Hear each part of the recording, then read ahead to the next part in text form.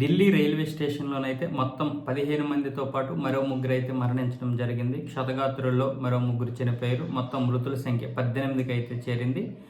అయితే మృతుల కుటుంబాలకి సంతాపం తెలియజేస్తూ ఒక్కొక్కరికైతే 10 లక్షల రూపాయలు అయితే ఎక్స్గ్రేసియా ప్రకటించింది రైల్వే శాఖ.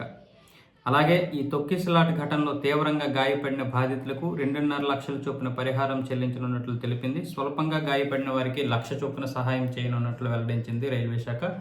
మృతుల పేర్లను రైల్వే అధికారులు వెల్లడించారు. ఆహాదేవి, పింకీదేవి, షీలాదేవి, వ్యోమ్, పూనందేవి, లలితాదేవి, చురిచి, కృష్ణదేవి, విజయ్, నీరజ్, శాంతిదేవి, పూజాకుమార్, పూనం, సంగీత మాలిక్, రియా సింగ్, బేబీ కుమారి, మనోజ్, మమతాకు ఢిల్లీ రైల్వే స్టేషన్ జరిగిన తొక్కిసలాట్లో చనిపోయిన వారిగా గుర్తించారు.